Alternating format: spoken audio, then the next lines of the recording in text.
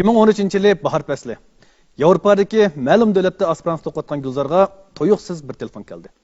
Qarshi tarafning so'zini anglagan Gulzorning chiroyi tatirib, yurki dipildab suqib, ko'z oldi qorong'ulashishga boshladi.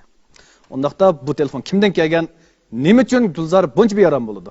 Bu aslida konsulxonadan urgan telefon bo'lib, uning tizdan Jungoga qaytib kelib, JX organlarining tekshirishni qabul qilishi uqtirilgan edi. Gulzor Jungodimi? Bu davlatga kelgandan keyin qonunga xilof hech qanday ish qilmagan tursa, ajiba bu oraliqda bir o'qishmaslik bo'lganmi? Gulzor atsila aeroplanga o'ltirib yurtiga qaytib keldi va Udul JX idorasiga berib ishning bosh oxirini surishtirdi. JX organdagi xodimlar Gulzorga bir idoraning uning aldamchilik jinoyati ustidan delo ma'lum qilganligini, shunga uning qaytib kelib delo tekshirishga moslashishni talab qilganligini aytdi. Bu idora Gulzor uchun to'lima tonish, ya'ni dadisi ishlagan Po'lat Temir zavodi edi. Gulzor gangrabda qoldi. Endi gapni Gulzorning dadisidan boshlashga to'g'ri keldi. Gulzorning dadisining ismi Tursun bo'lib, bu shahardagi bir cho'ng Po'lat Temir zavodida texnik bo'lib ishlaydi. U 2 yilning oldida pensiyaga chiqqan bo'lib, zavodning qayta taklif qilishi bilan zavodda yana davomli ishlayotdi. Tursun ustam 40 dan oshganda adam farzand o'z ko'rgan bo'lib, Gulzor yolg'iz farzand edi. Apisi Gulzorni tug'ibla bir xil g'alit kasalga giribtor bo'lib qoldi. Buning bilan bu oilaning xotirjamligi buzildi. Gulzorning apisini davolatish uchun nurg'un pul ketdi. Tursun ustam ayolni davoltaman deb hatto o'ltirayotgan uyini setib etdi. Ammo Gulzorning apisi yaxshi bo'la olmay, Gulzor 5 yosh kirgan yili olamdan o'tdi.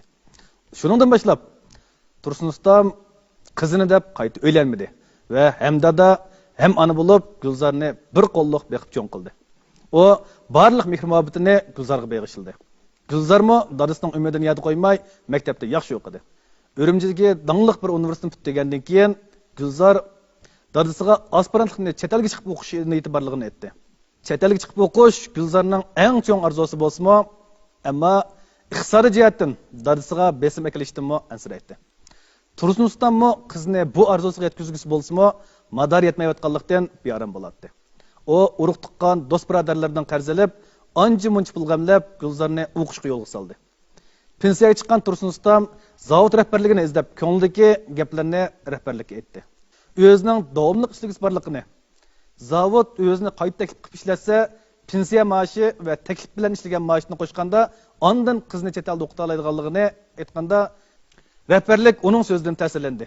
Chunki 20 necha yildan buyon zavoddagilar Tursun ustamning qizi uchun qanchalik bedel to'laganligini o'z ko'zi bilan ko'rgan edi.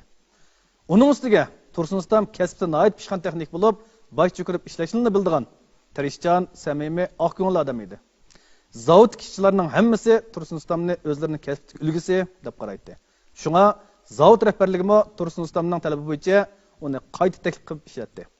Ammo uning yoshining cho'ngib qolganligini o'ylashib, uni texnik ishga emas, balki iskat boshqarishga mas'ul qilib qo'ydi.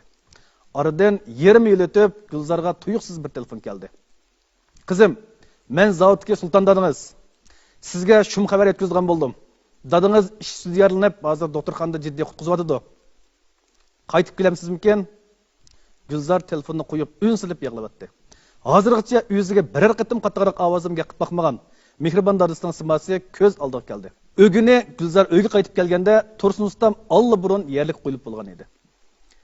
Gulzor dadasining el og'inlari va qo'lim qo'shnilarning yordamida nazir chiroqlarni tugatgandan keyin Sulton ustamni izlab ishning tafsilotini so'radi. Sulton ustam Tursun ustamning ishlayotgan yerda yaralanib qazo qilganligini, soqchilarning hozir Tursun ustamning o'lish sababini tekshirayotganligini aytdi. Soqchilar tekshirish orqali Tursun ustamning sirtqi kuchning ta'sirida, ya'ni qattiq bir narsaning menga urilish sababli qazo qilganligini, boshqalar tarafidan qasddan urib o'ldirilishi mumkinchiligining yo'qligini bekitdi. Tursun ustamning ish so'zi yarlanganligi aniq bekitilgandan keyinmi, zavod taraf hech qanday inkos qaytarmadi. Gulzor dadasidan ayrilib tikandek yolg'iz qoldi. Buningdan keyingi o'qish, turmush ishlarini qanday qilish kerak? Bularni o'ylasa, Gulzor tigi yo'q qonga tushib ketayotgandek bo'ladi. Bu chaqda Gulzor advokatni izlab maslahat so'radi. Advokat Gulzorga dadasining ish o'rnida ish vaqtida yuz bergan tasaddiy voqeada qazo qilganligi, shunga dadasining ish ustida qazo qilish deb bekitishga tamoman bo'lganligini, buning bilan Gulzorning xil zo'r so'mliq to'lam pulga erisha oladiganligini aytdi. Gulzor dadasi ishlagan zavod ustidan haq talab da'vosi qildi.